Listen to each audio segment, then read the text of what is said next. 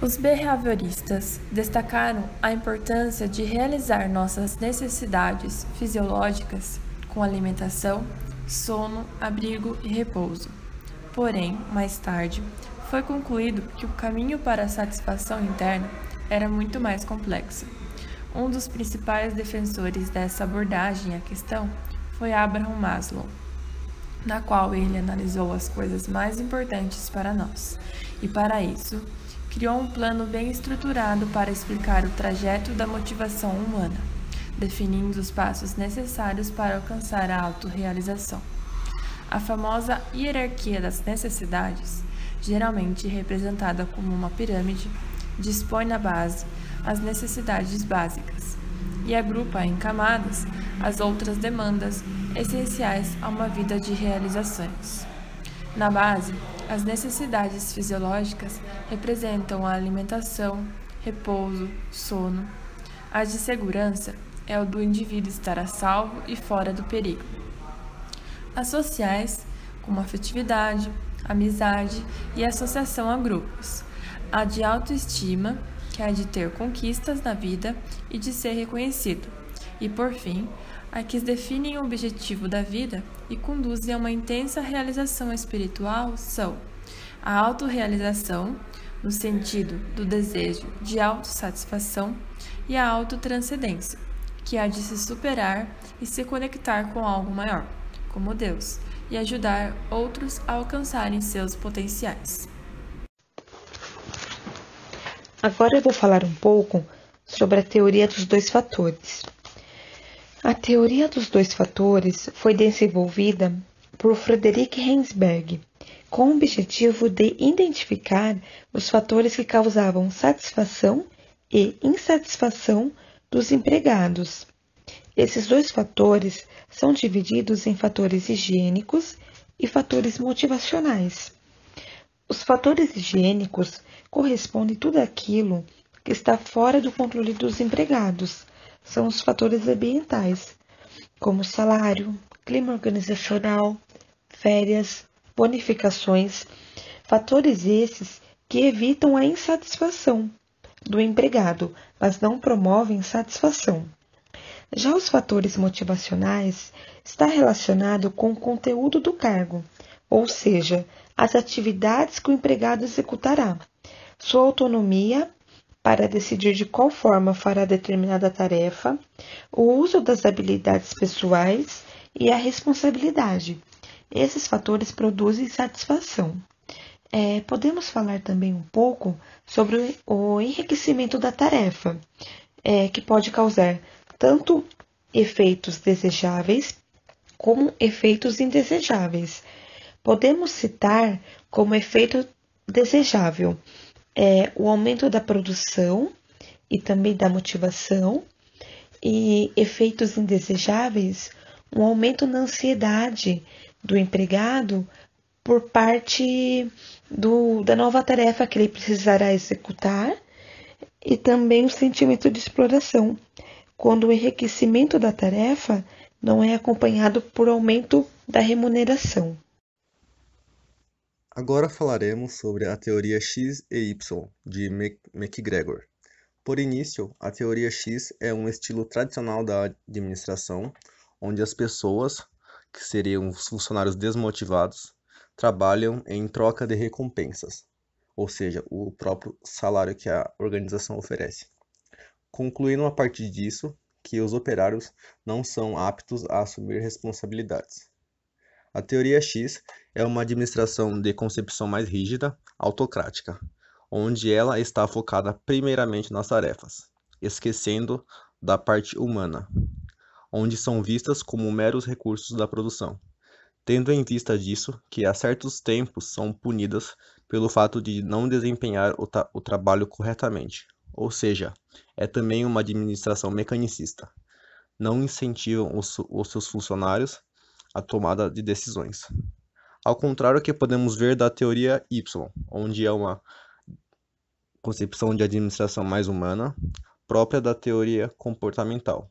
Ela incentiva os funcionários a desenvolver sua criatividade e imaginação no trabalho, ou seja, mostram capacidade para se desenvolverem ao longo do seu trabalho. A teoria Y mostra uma concepção mais aberta e dinâmica no meio do trabalho, sendo assim o clima organizacional mais democrático. É a administração focada nas pessoas, no crescimento individual de cada membro, para que os mesmos desenvolvam capacidade e potenciais que tenham grandes oportunidades, para que assim atinjam os objetivos da empresa e os seus próprios objetivos também. Reflexo condicionado de Ivan Pavlov. Ivan Pavlov era primeiramente um fisiologista russo. Ele estava estudando a salivação em cães. Assim, ele observou que, quando esses cães seriam alimentados, eles começavam a salivar. Mas eles não necessariamente salivavam na presença de alimento.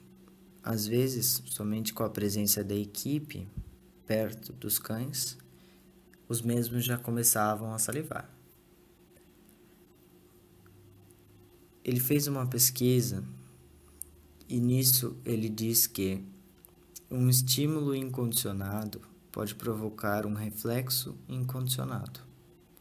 E se um estímulo incondicionado é seguido de um estímulo neutro, um reflexo condicionado começa a se desenvolver. Após repetidos episódios, o estímulo condicionado por si só provocará o reflexo condicionado. Isso quer dizer que não necessariamente a alimentação fazia os cães salivarem.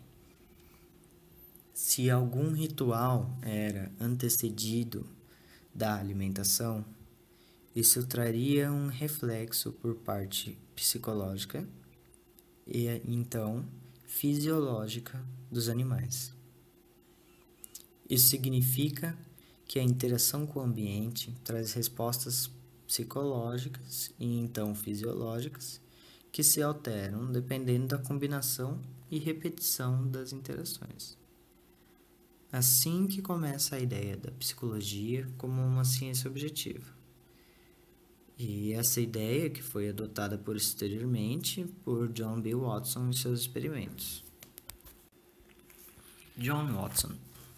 Antes da pesquisa de Watson, na Universidade Johns Hopkins, em Baltimore, nos Estados Unidos, a maioria dos experimentos comportamentais se concentrava no comportamento animal, e daí que os resultados iam para os seres humanos.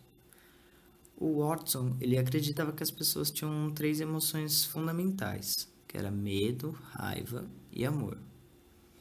E ele queria descobrir se uma pessoa poderia ser condicionada a ter esses sentimentos. É neste meio que aparece o conhecido experimento do pequeno Albert, no qual o Watson provou que as emoções humanas são suscetíveis ao condicionamento clássico.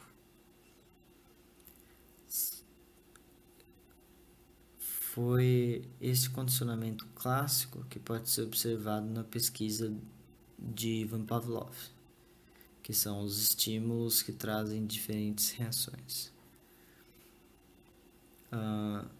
O Watson, como ele não pôde continuar com suas pesquisas por causa do escândalo pessoal, ele acabou popularizando suas ideias, né? Popularizou-se como o pai do behaviorismo e da psicologia científica, voltando-se ao behaviorismo infantil. Ele acreditava que qualquer aspecto do comportamento, por mais complexo que ele fosse, poderia ser controlado e modificado.